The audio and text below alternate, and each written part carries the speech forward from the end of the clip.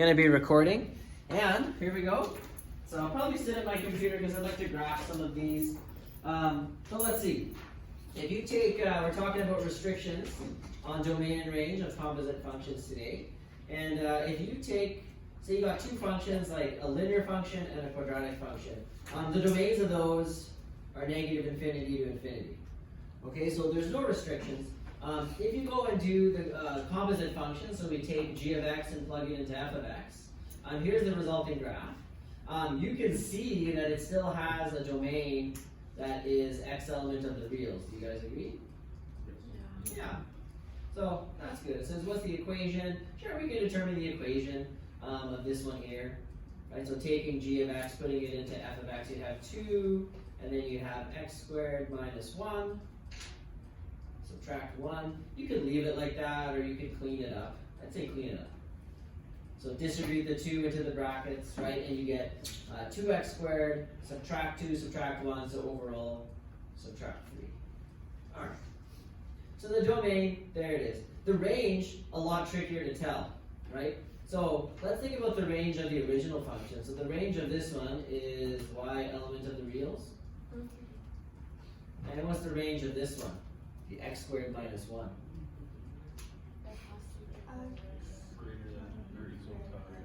Yes, very good. Greater than or equal to 0. This is just a parabola that shifted 1 unit to the right? So now let's look at the range of the resulting function. So the resulting function, well, that's down. Looks like it's down at negative 3, which, yeah, makes sense. So it would be y greater than or equal to negative 3. So for the domain in general, you'll take on the domain of the most restricted function. And then I will say, go look at your resulting equation and see if there's any new restriction. The range is a lot trickier. Okay, so the range is way more unpredictable. So we had one that was element of the reals, we had one that's greater than or equal to 0, and then our resulting function gave us greater than or equal to negative 3. So there's no easy way to find the range beyond like graphing it or thinking about it somehow algebraically. So on the exam, they will generally stay away from the range, or they might get you to find the equation, and then it would be something that you'd be able to find the range for typically. Okay? There's a question? Shouldn't the x squared minus 1 range be y is greater or equal to negative 1? No, I don't think so, but let's take a look. Let's go graph it. It's a good question. So if we graph x squared minus 1. Oh, indeed, you're right. Yeah, my bad. Oh, I see. So I'll show you what I was thinking of. My bad. It's a good thing we're canceling schools, right? I was thinking of this for some reason, the blue one. Yeah, completely Grade wrong. 12 students, Thanks, the Larry. last name starting with C and D. We arranged that ahead of time. Thank you. So yeah. My goodness. Oh, oops. Okay, I'm still recording it. Yeah, let's go ahead and fix that, so not bad. This one here, this is the one that was wrong. Destiny, was it useful? No? Just log in with your student number at BSD on Yeah. the. Oh, okay. It's really easy. Okay. Okay. Because I guess we're gonna switch to teams. But whatever. Anyways, yeah. So my bad. Here's the range. So still, my point of it being unpredictable is still true. Like just because you know the ranges of the original ones doesn't mean you're gonna know the range of the composite function. Okay? That's basically the gist of it. How would we find the range? Well, you would just have to actually look at the equation, right? So that answers that question, and we already do that. Let's see. We can look at g of x. Now, what was g of x? That was, yes. So let's go find the equation. So we're going to look at this one now. Now that we're clear on what the domain and range is. So it is x squared minus 1, and then we're plugging it into itself. So we're going to have this squared minus 1. Now that's going to be some sort of quartic function, right? Yeah. Right? Because when you FOIL this out, you're going to get an x to the power of 4. In fact, when we graph it, here it is. I could maybe graph it in Desmos, so it might look a little bit nicer.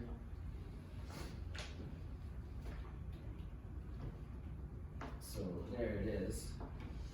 Okay, so this one, well, I mean, good luck predicting what the range of this one's going to be. They don't ask you that on the exam. So they might ask you like what's the equation. They might ask you about the domain.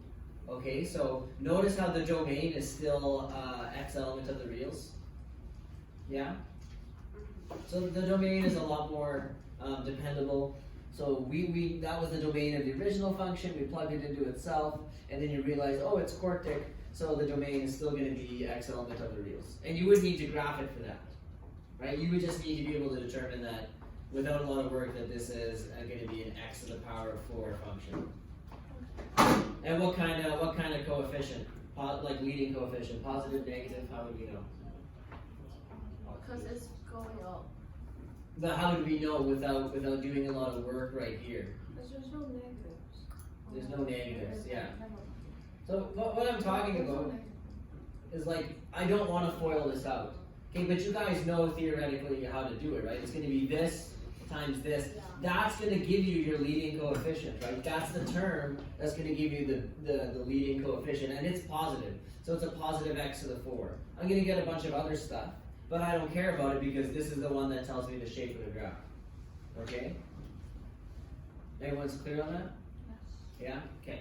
So you don't need to FOIL it all out. You just need to be able to look at, okay, well, x squared times x squared gives me an x to the 4. It's a quartic graph, and it's opening up on both sides. That would be the important thing to get out of it. All right. So yeah, they would never touch the range for this one. We just don't have the knowledge quite yet to get it easily. So what do we conclude? We conclude that the domains of functions are inclusive, so is the domain of the composite. The range is more difficult to determine and might require the help of a calculator, which we don't really get. It's generally true, but basically we just don't get asked those questions on the exam.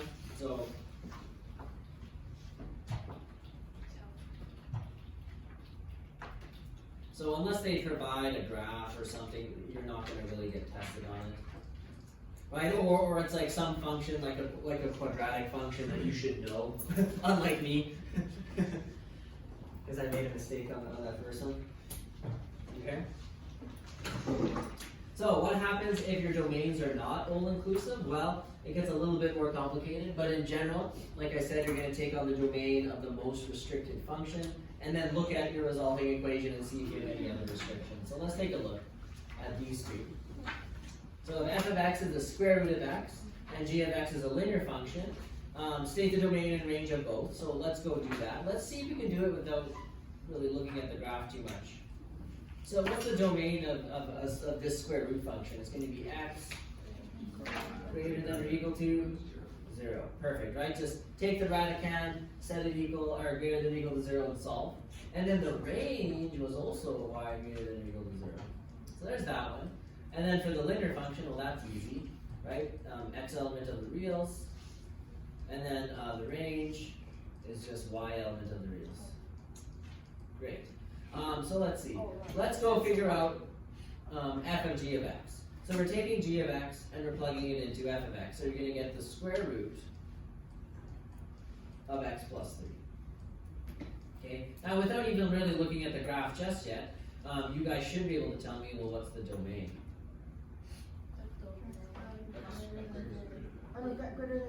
Great. Perfect, right? You're going to take that x plus 3. You're going to go greater than or equal to 0. You're going to solve for x. And there's your domain. Without graphing it, right? You should be able to do that. Right? If you're thinking of transformations, well, that is the graph of f of x shifted 3 units which direction? To the left. Okay, so now I will show you down here. So here's the square root of x. Right? And we know that one. 0, 0, 1, 1, 4, 2. Those are the points you're going to memorize. The new function, look, everything just got shifted 3 units this way. There. Okay, so domain, x greater than or equal to 3. Range, in this case, see, this is one where you'd be able to figure out the range, right? By sketching it or thinking about it.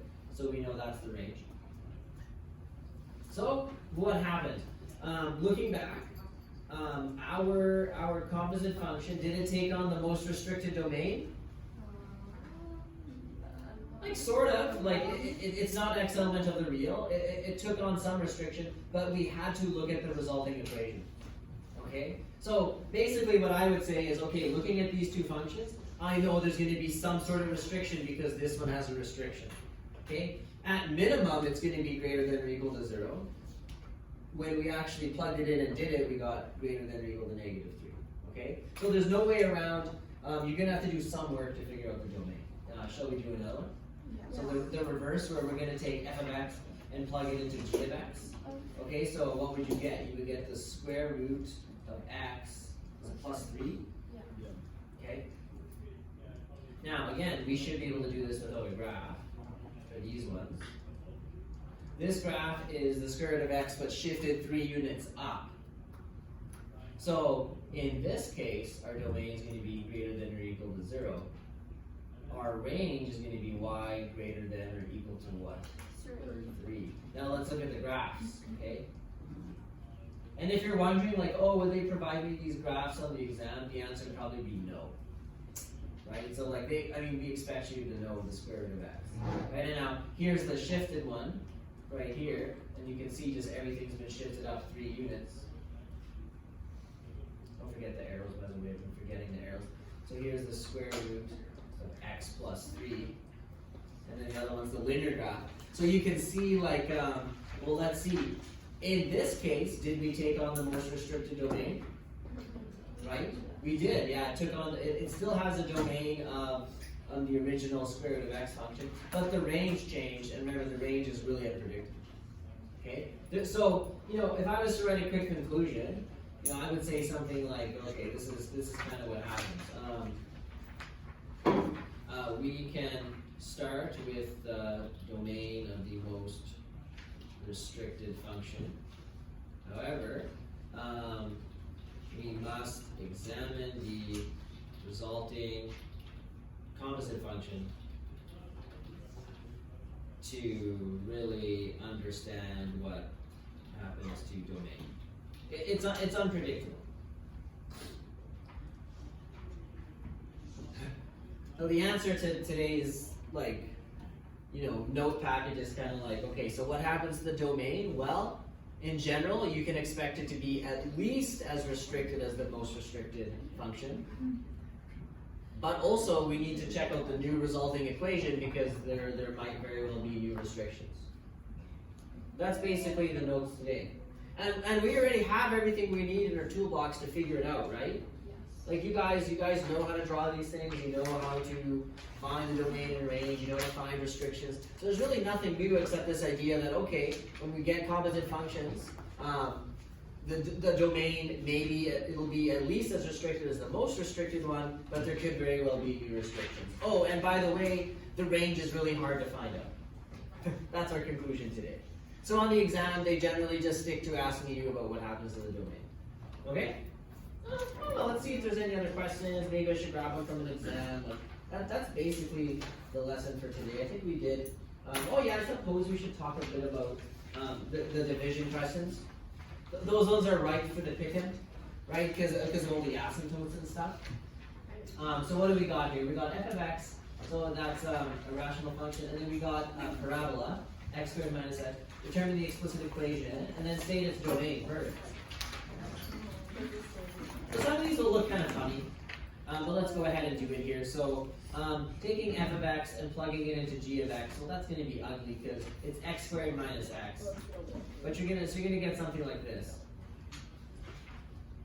Right, so here's my x squared, so 1 over x minus 2 squared, subtract x, so 1 over x minus 2. Now what's going to be the domain of the resulting one? We already know that this one has x cannot equal what? 2. This is a parabola, so x element of the reals. Okay, so what about this one? Does it still have that same domain restriction? Yes. Yeah, it still does. Are there any other domain restrictions? So you would kind of say x element of the reals. I kind of wrote it in the wrong order here. You should really technically write x element of the reals, comma, and then any restriction, so x does not equal 2. That's basically it. There might be another one. If we actually No, there won't. There won't. No, there won't be. No, that's it. Let's take a look at this one. So this time we're taking g of x, plugging it into f of x. So that means we're gonna have 1 over. So remember, there's an x. I'm plugging in x squared minus x. So I'm gonna get x squared minus x minus 2. Now, should I see if I can factor this? Well, actually, why should I try to factor that? Because it's in the denominator, and we can't have the denominator equaling 0, right? So we're going to want to see if we can factor that. This one should be factorable. This will be x plus or minus something times x plus or minus something. Two numbers that multiply to -2, but add to -1 would be -2 plus 1, yeah? So this one has some new domain restrictions. So it is x element of the reals. However, you can't have +2, just like before. So x cannot equal +2. But it also, from this bracket, can't equal -1. That would give us a 0 as well. So, what do we notice? We took on the domain restriction from the most restricted function, but then the resulting one also had a new restriction. So no matter what, you need to go examine the resulting equation if they're asking you about domain, okay? Yeah. Alright, that's basically that's about as far as they get on the exam. This one's kind of weird, never seen anything like that, but this one, the second one, totally like something that they could give you on the exam. Okay, just a try it yourself. Very similar. I think I only bothered doing B when I was doing my notes, so I can give you the answer here. You can try it yourself later. Do you want to do? Anything else? They definitely like messing around with square root functions. Yes, sir. Sure. Grade 12, if your last name starts with the letters E, F, or G, please head to the library. Thank you. I would say that's good. Let's see if we can find anything in any of the exams. This one is not quite what we would get in the case of. We can do the first one. Let's do the first one. The second one is really not the kind of question you get. So let's take a look here. We're taking f of x, which has x greater than or equal to 0, and a range of y greater than or equal to 0. And then this one, which is x element of the reals, another parabola. And we're going f of x into g of x. So let's see what we get. We would get negative, and then it's square root x squared, right? Because you got negative x squared. Notice where I put the brackets, hey? And that negative's on the outside. Plus 2 times x, which is square root x. So this one here, now be very careful of this one. This one's sneaky, because you're going to get negative x. Plus, I would say this one's maybe slightly harder than what you get on the exam. So this one here, by squaring it, we lost the square root. Would that original domain restriction still exist? No. Yes. Yeah. So it still does. If you square something, those original domain restrictions still exist. Okay? Now in this question you kind of get saved because you still have a square root here. So most people would still be like, oh, the domain is still x greater than or equal to 0 because there's a square root. But even if this square root wasn't here, that would still be your domain because you squared a square root. So the domain restrictions don't go away just because you did that. Okay, and again, that's I think slightly harder than what they put on the exam. And then part B is like way too hard for the exam, so we're just gonna leave it.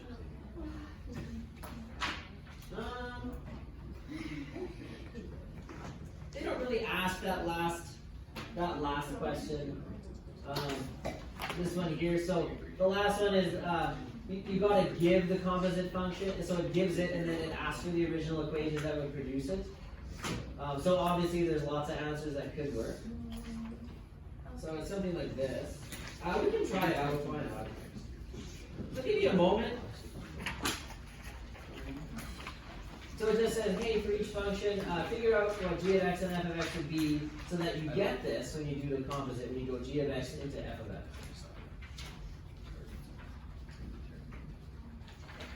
Give you a moment. There's lots of possible answers. For example, I'm going g of x into f of x.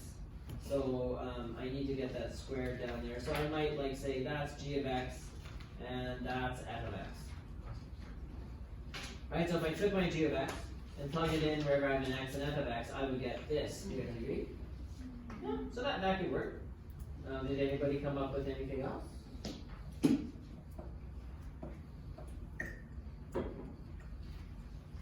Alternatively, like you could have sort of reversed them. Like you could have said g of x was like 1 over x squared. I don't know if you're allowed to do that. And that f of x could have been x. I don't see why not. that could have been an answer too. This one here, a little bit trickier, maybe. But what I see is I'm like, oh, if you did a substitution, right, you're kind of like, oh, I'll just let this thing be x to the 4, right? And then it's like, oh, g of x would have to be the inside piece. Like, that's how I do them. Right, would that work? Yeah. Taking, yeah? So that'd be one way. You could get a lot fancier. I think the other way would be to like foil it out and then see what happens. That would be in like that. Okay. All right. Let's see. I don't know if there's. Let's go grab an exam. What's the exam that we've kind of been to go to? Is it June 2019? Let's just see if we can get any questions. See what happens.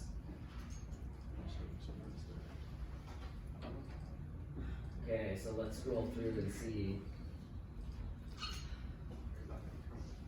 So nope.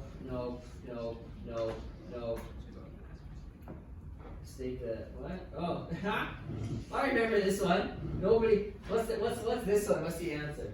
What? So they give you the two graphs and they say state the solution of the equation. You just look at it, their intersect. Look at the intersection point. How would you write your answer though? Because I think everybody like lost half a mark because Like, nobody. me as a point.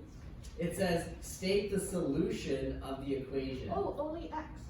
No. Yes, exactly, only x. People were giving a coordinate.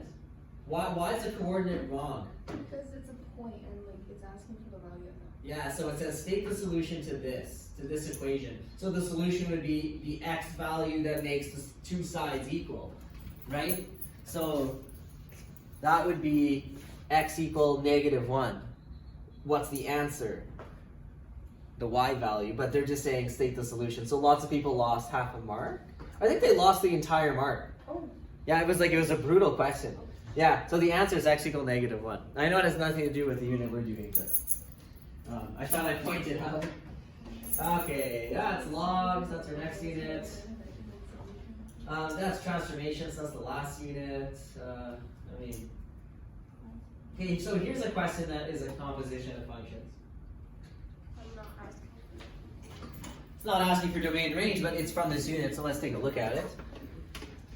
What do we got here? So they gave us the two functions. Here's f of x, here's g of x. So this was like the first day that we did, right? So go to f of 2. So go to x equal 2. What's the y value? 4. So now you're going to go find g of 4. So go to x equal 4 on g. So 1, 2, 3, 4. Go down until you meet the function. What's the y value? -2. So what would you write? It says evaluate that. So you would just write g of f of 2 equals, we got -2. You're done. So there's that one.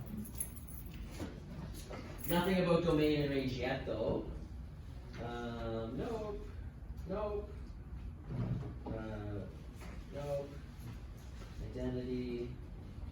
Over a third of your exam is trig, eh?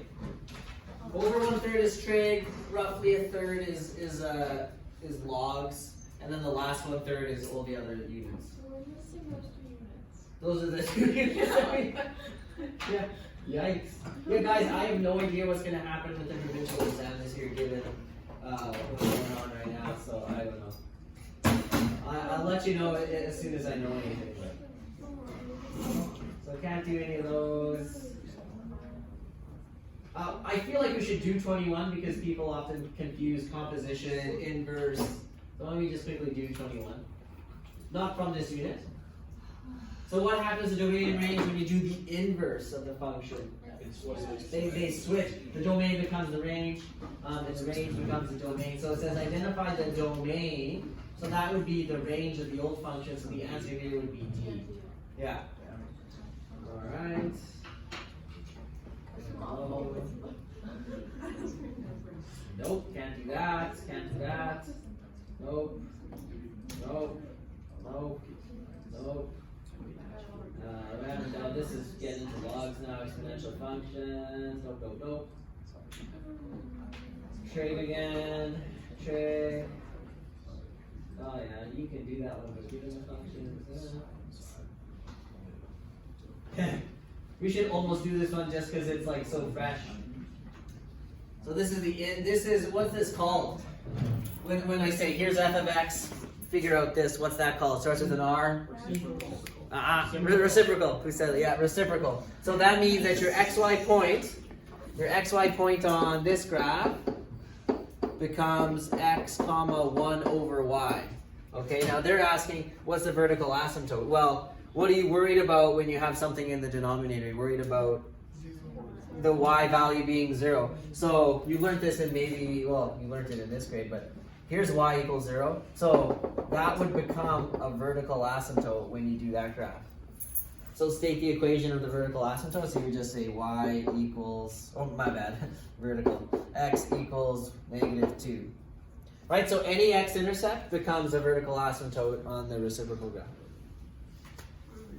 Thought I would throw that out there because I just know it's one of those things. We still haven't hit a question where they're asking us for domain and range of a composite function. It does not always happen. It's one of those questions that's... here's one.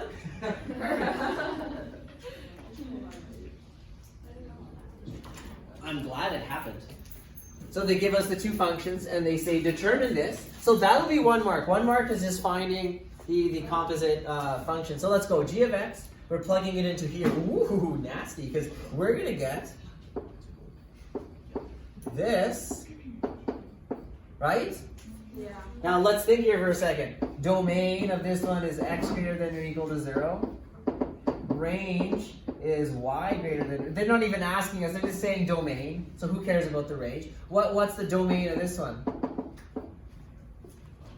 So it's a parabola. So always x element of the reals. Here is the composite function, so I should be writing f of g of x equals that. Now you're squaring the square root, so you're going to get x minus 4. This domain restriction still exists. So they did this on purpose because what are the domain restrictions on a line? Nothing. So half of you will say x element of the reals is the new one, forgetting what we talked about, that you always have some sort of restriction, at least this, if not something else, right? And in fact, because you squared the square root, that's still the domain restriction. So the domain of this one is still, so you could say x element of the reals, but it has to be greater than or equal to 0. So you can just state x greater than or equal to 0, that's a mark. You can state it like this, that's a mark. This would be the most complete way of stating it. But, yeah. Okay? That's a 2 marker. Many people would have gotten 1 out of 2. Not in this class, though. We're talking about the other people's class, yeah. Right? Because we did it. Yeah? Feeling good? Wise man? Good? You don't get a name like Wise Man by being the opposite of that, right? Right. All right. What else? Do we have anything else? No, not from this unit. Oh, here's another one. Okay. Yeah. If you have to, yes. So they're giving us these graphs. Sketch that. Give you a moment to try it out.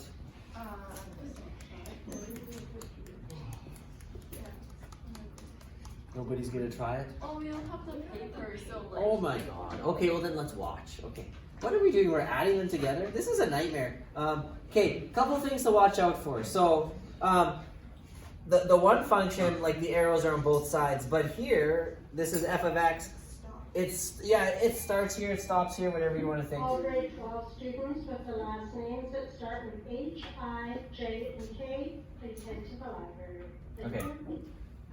So that means that when I start doing my composite graph, I'm gonna start here because the graph stops. One of them stops there. So f of x is -3, and then what's g of x on that point right there? Oh, it's +3. So we're gonna have 0. Okay, and then we got to pick some other points that are sort of convenient. Like this might be another one. So we got -1 and 0. So we're going to be here at -1. Then we got this point, which is -1 plus +1. So now we are here, yeah? Okay. Then we got 0 and 3. So we're here. Then we got 1, 2, 3. We got 3 and 5. So it's gonna be like way up there, right? That's like 8. So let's see, 3, 4, 5, 6, 7, 8. Yeah, okay, I can still be there. Okay, so what's this gonna look like? It's gonna be something like this, starting here, going like this. Very important that you have the arrow. Okay, so literally one mark will be having a discrete point here, and then having an arrow in the end. That'll probably be a mark, and then the other mark will be like, well, did you get like the correct points? Yeah, we can look at the marking guide. I'd be curious. Let's see, question 48. I remember this was one that people had some issues with because the shape was so weird. Yeah, let's go take a look at question 48 in the marking guide.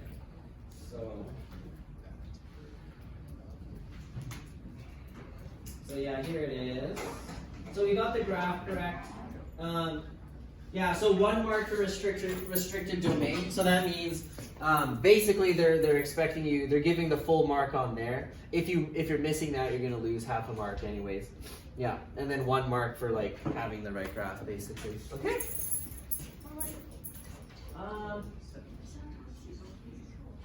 I think that's it.